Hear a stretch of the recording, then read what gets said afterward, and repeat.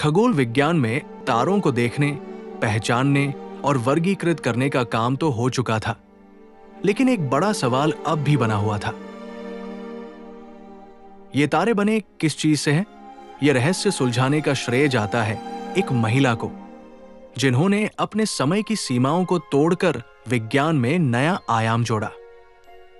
यह कहानी है सिसिलिया पेन की। सिसिलिया पेन का जन्म 1900 में इंग्लैंड में हुआ। उनका बचपन किताबों और प्रकृति के बीच बीता। जब वो स्कूल में थी, तब उन्हें भौतिकी और खगोल विज्ञान में गहरी रुचि हुई।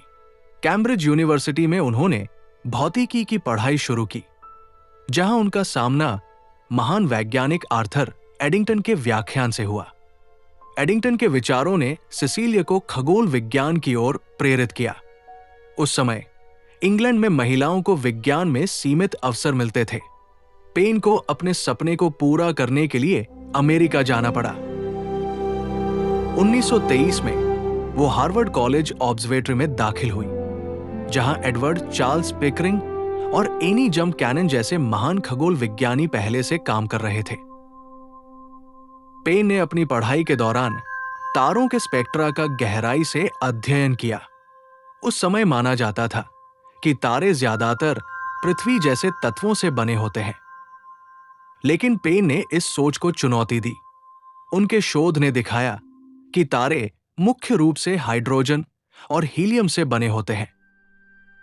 ये एक क्रांतिकारी खोज थी, जिसने खगोल विज्ञान की नींव बदल दी। उन्होंने अपनी डॉक्टरेट थीसिस में तारों की रासायनिक संरचना के बारे में यह सिद्धांत प्रस्तुत किया। सिसिलिया पेन के सिद्धांत को शुरू में वैज्ञानिक समुदाय ने ठुकरा दिया। यहां तक कि जाने माने खगोल विज्ञानी हेनरी नॉरिस रसेल ने उनके निष्कर्षों को गलत बताया। लेकिन पेन ने हार नहीं मानी। कुछ वर्षों बाद जब हेनरी नॉरिस रसेल ने अपने शोध में वही परिणाम पाए, तो उन्हें पेन के सिद्धांत की सच्चाई स्वीकार करनी पड़ी। हालांकि इसका श्रेय शुरू में रसेल को दिया गया, लेकिन समय के साथ पेन का योगदान भी मान्यता प्राप्त करने लगा। सिसिलिया पेन ने खगोल विज्ञान में कई बाधाओं को पार किया। वो हार्वर्ड में खगोल विज्ञान की पहली महिला प्रोफेसर बनी। ये उस समय के लिए एक बड़ी उपलब्धि थी, जब महिलाओं को विज्ञान में सीमित भूमिका दी जाती थी। सिसिलिया पेन ने न केवल तारों की रासायनिक संरचना को समझा, बल्कि उन्होंने इस क्षेत्र में महिलाओं के लिए नई संभावनाओं के द्वार भी खोले। उनकी खोजों ने खगोल विज्ञान में अध्ययन की दिशा बदल दी और हमें यह समझने में मदद की कि ब्रह्मांड के तारे मुख्य रूप से हाइड्रोजन और हीलियम से बने हैं। पिकरिंग की ह्यूमन कंप्यूटर टीम और उनके बाद की महिलाओं ने खगोल विज्ञान को जो विरासत दी, वो प्रेरणादायक है।